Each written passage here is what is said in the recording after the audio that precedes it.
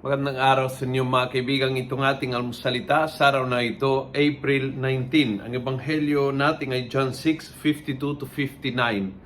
Sabi ni Jesus, Truly I say to you, if you do not eat the flesh of the Son of Man and drink His blood, you have no life in you.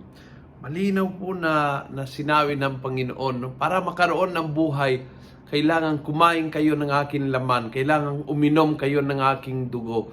Ang aking laman at dugo ay magbibigay sa inyo ng totoong buhay, at yung action nyo na kainin ito at inumin, yun po ay magbibigay sa inyo ng tunay na buhay. You have life in you if you eat my flesh and drink my blood. You have life in you. Kaya para sa ating mga Katoliko, imposibleng isipin ang isang Katoliko na hindi nagsisimba at nagkokomunyon.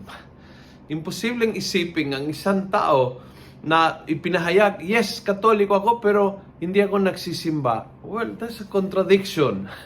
That's a contradiction dahil sa ating mga Katoliko, ang buhay na kukuha natin sa Panginoon, ang kanyang katawan at dugo ay bukal ng buhay para sa ating. Kaya tayo ay pumupunta, lumalapit sa Kanya every week para makaroon tayo ng buhay sa Kanya, para makaroon tayo ng lakas sa Kanya, para makaroon tayo ng pagkakataon na tanggapin Siya sa buhay natin.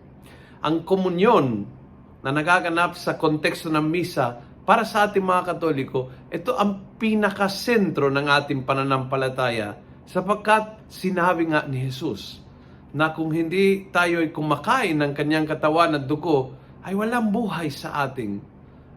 Pinilit niya ang paraan kung paano maiwan ang kanyang buhay na abot kamay para konkreto maranasan mo na mayroon kang kaugnayan sa Diyos. Kaya iniwang itong tinapay, sabi natin kahapon, na buhay at nagbibigay buhay, at tayo ay lumalapit sa Kanya for that purpose, for that reason. Kaya bilang Katoliko, huwag kang mawala sa banal na komunyon. Huwag kang mawala sa pagsimba at pagtanggap ng banal na Eucharistia. Ito ang bukal ng buhay sa iyo. Sinabi niya at tinutupat natin hanggang ngayon. Kung nagustuhan mo ang video ito, pass it on. Punuin natin ang good news ang social media. Gawin natin viral. Araw-araw ang salita ng Diyos. And God bless.